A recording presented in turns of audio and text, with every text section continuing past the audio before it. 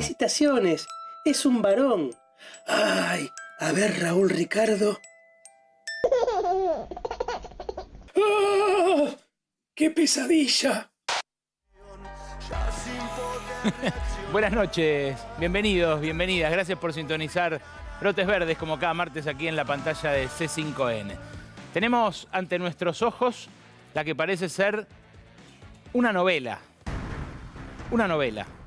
Kristalina Georgieva, la mujer que tiene en sus manos nuestro destino.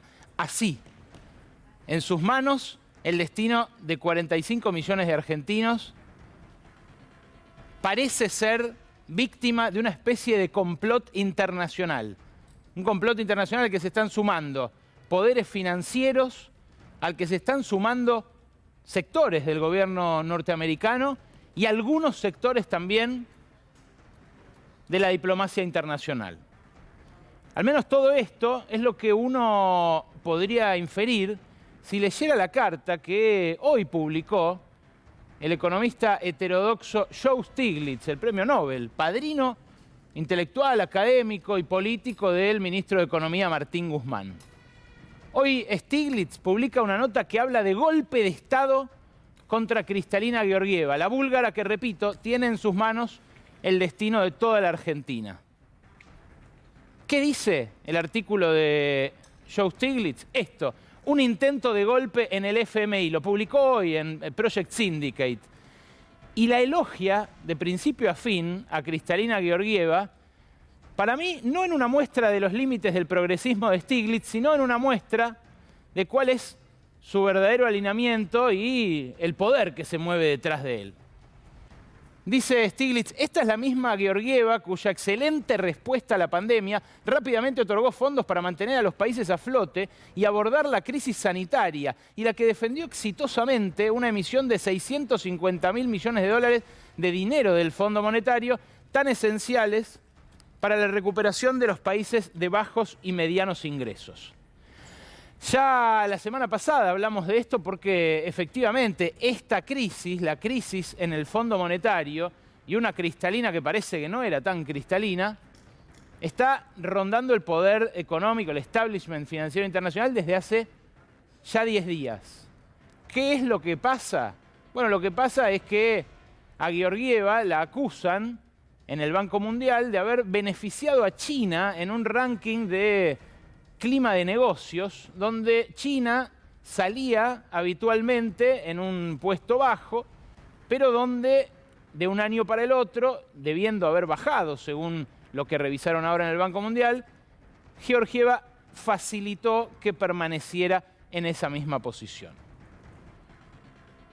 La semana pasada parecía que esto quedaba ahí en la cúpula, digamos, que no trascendía, que no cambiaba la vida del peatón, del que hoy discute si puede comer carne o no puede comer carne, y hablo de la carne porque en un ratito viene Julián Domínguez, el hombre del día, el ministro de Agricultura, Ganadería y Pesca, hombre que hoy anunció la reapertura de exportaciones de carne a China y un acuerdo con los ganaderos.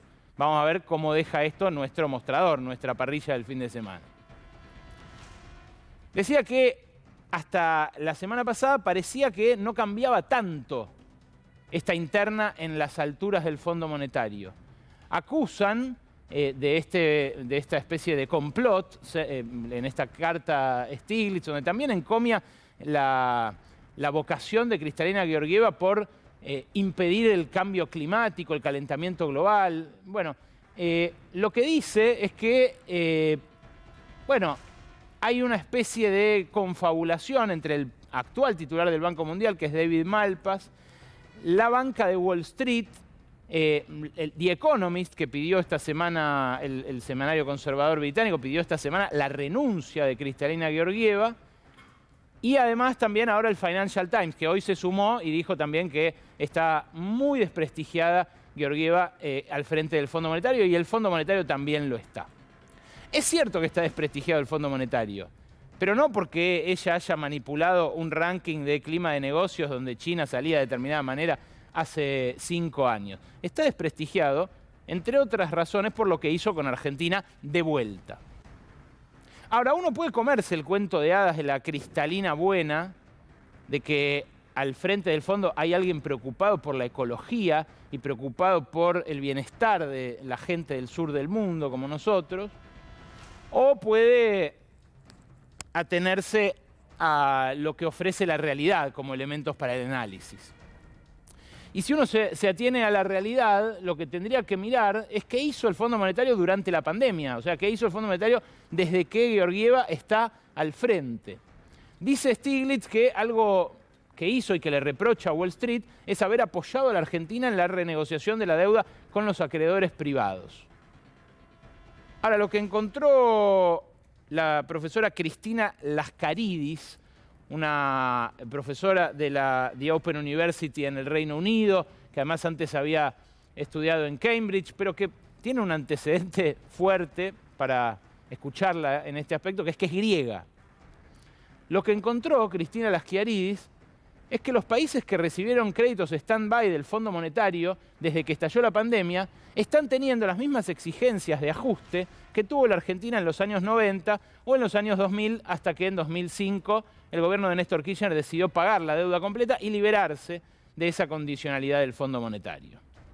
¿Cuáles son los países que tomaron créditos stand-by del Fondo Monetario? Los tenemos acá en la primera de las placas. Son estos países que tenés acá: Egipto, Ucrania, Senegal, Armenia y Honduras. Son países que obtuvieron créditos, en el caso más cuantioso, de una décima parte de lo que Argentina le está pidiendo al fondo que refinancie. 4.500, 4.700, casi 5.000 millones de dólares. ¿Qué les pidieron a estos países para extenderles estos préstamos stand-by? Que son menos condicionantes que el acuerdo de facilidades extendidas que dijo que consiguió negociar como máximo el ministro de Economía Martín Guzmán.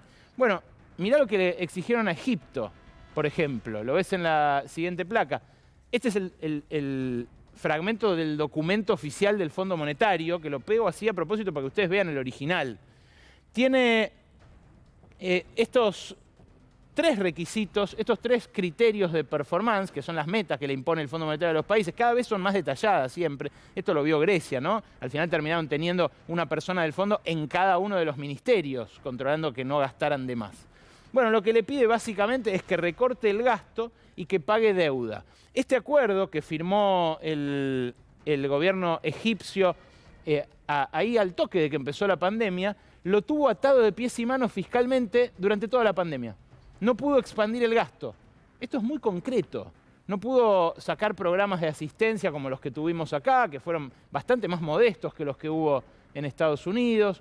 No pudo potenciar su sistema sanitario. Este es el documento oficial del Fondo Monetario, que figura en la página del fondo, pero que me parece vale la pena, a la luz de lo que nos está pasando ahora, rescatar. Fíjate lo que pasó con Ucrania también, porque son todos casos calcados. En el caso de Ucrania hay 9 condiciones, de las cuales 5 son de ajuste. Perdón, este es Senegal. En Senegal, 9 condiciones, 5 son de ajuste. Tenés un techo al monto de la deuda flotante del Estado. O sea, el Estado no se puede financiar dejando de pagar determinadas cosas. Tenés un piso en la recaudación, con lo cual si el Estado de Senegal quiere de repente hacerle una exención fiscal a los restaurantes porque fundieron por la pandemia, no lo puede hacer. Tiene un piso de recaudación, está supervisado todo el tiempo por el fondo. Tiene un techo de la deuda nominal, tiene un techo para el gasto fuera de lo normal y de los procedimientos administrativos habituales. Tiene, repito, 9 condiciones, de las cuales 5 son de ajuste. El caso de Ucrania es exactamente el mismo. En el caso de Ucrania, lo que se ven son restricciones al gasto y restricciones al gasto de su petrolera, que ahí figuraba. Es algo realmente muy llamativo, porque le pone, aun cuando tiene capital mixto, restricciones al manejo, que, bueno, imaginarán ustedes en Ucrania, tiene importancia el recurso gasífero ahí al lado de Rusia y demás. No es cualquier cosa esto, no es cualquier cosa, porque esto se da en un contexto en el cual el Estado es cada vez más necesario. Un contexto en el cual el viejo Estado ya no es lo que era. Es una una situación en la cual, bueno, mientras los países ricos con capacidad de financiarse despliegan importantísimos déficits y el Estado está realmente muy presente, está presente en forma de cheques, está presente en forma de seguros de desempleo, está presente en forma de los sueldos pagados por el Estado. En Francia, en todos los restaurantes, hasta el mes pasado, seguían pagando los sueldos, aún ya con ciertas reaperturas. Bueno, el Estado está sujeto a un nuevo tipo de exigencias. Y acá en la Argentina, en la coyuntura especial que atravesamos después del cimbronazo que significó la derrota en las PASO por parte del gobierno y la crisis que atravesó después, ahora en este relanzamiento que está haciendo el Estado, es muy importante, el relanzamiento que hace el gobierno, es muy importante entender qué imaginan ellos para el Estado. De acá para los próximos 2 años, no de acá hasta el 14 de noviembre. ¿Imaginan un Estado que solo emita pesos para financiarse como está haciendo ahora y no quiso hacer antes? Por conservadurismo, por condicionalidades secretas del Fondo Monetario, por negociaciones que no conocemos con la calle 19 allá en Washington. Es difícil saberlo eso, pero lo seguro es que la demanda al Estado se va a sostener. ¿Por qué? Bueno, porque está pasando en el planeta ante distintas calamidades, ya no es solo la pandemia. Fíjate en lo que pasó en toda Europa, en todo Estados Unidos y en todo China. Esta foto es del sábado pasado en Gran Bretaña. Hay filas en las estaciones de servicio porque un montón de problemas juntos, una especie de suma de todas las tormentas, llevó a que el Estado debiera sacar el ejército a la calle para garantizar el abastecimiento de combustible.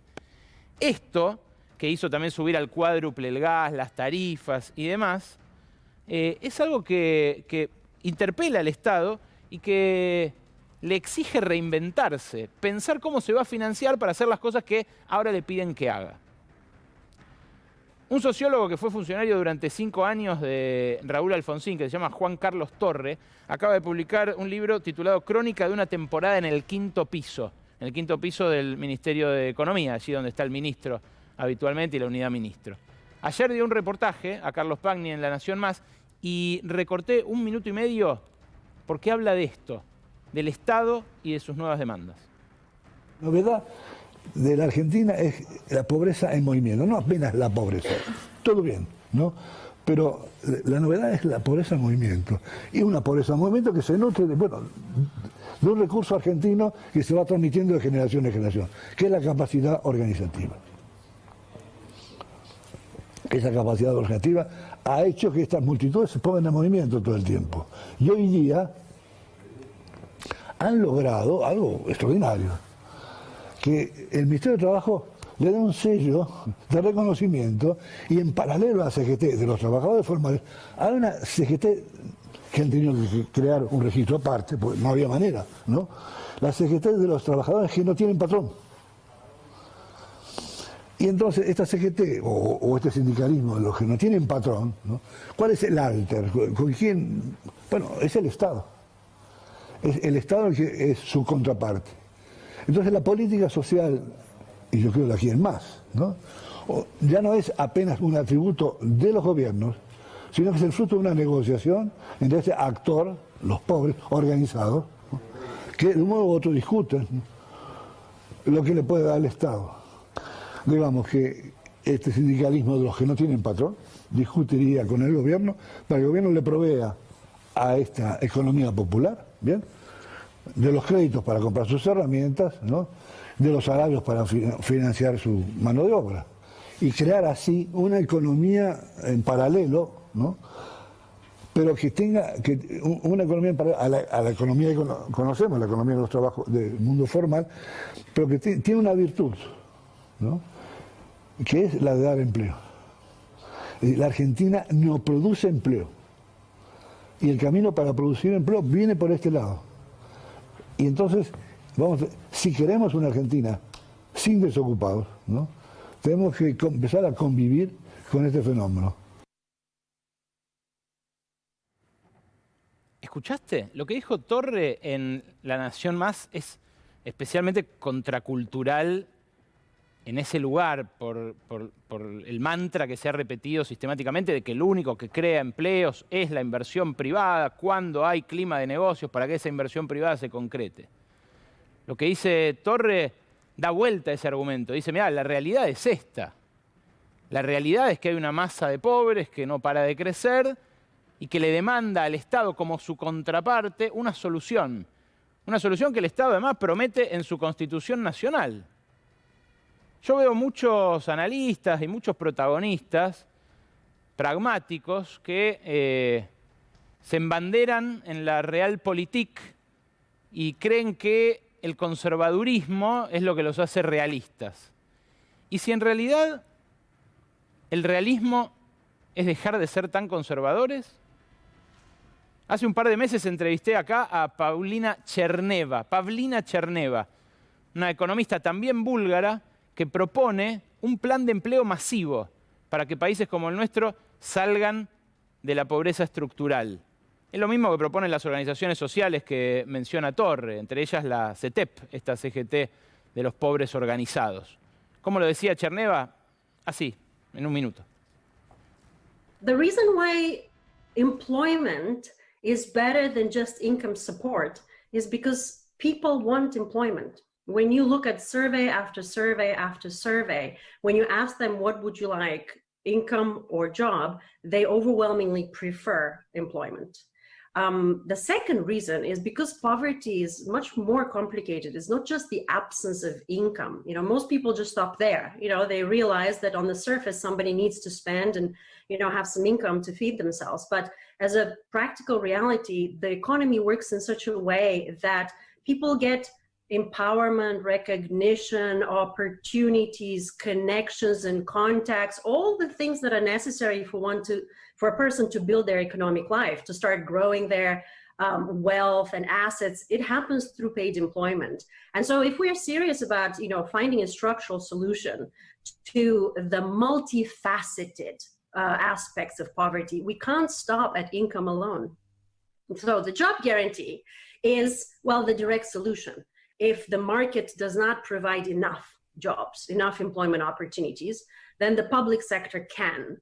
And at the same time, we do know that there are social needs that are unmet. So we can put two and two together. We can match these two problems, you know, put the unemployed to some employment for the public good, but also that is a policy of a, you know, macro policy, macro stabilization policy. You have a job-led solution.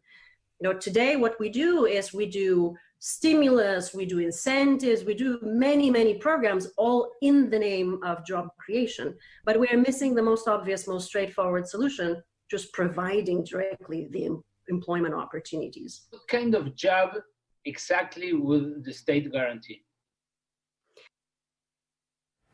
Bueno, son discusiones estructurales. Es simplemente un fragmentito, el que quiera puede buscar en las redes el reportaje completo. Son discusiones estructurales, pero que cada vez tiñen más la coyuntura. Una coyuntura en la cual el gobierno podría intervenir con mucho más poder político si no hubiera habido una pandemia. Pero la pandemia ocurrió. Entonces la pregunta es, ¿hay voluntad política para ahora trascender esos límites que impuso la pandemia?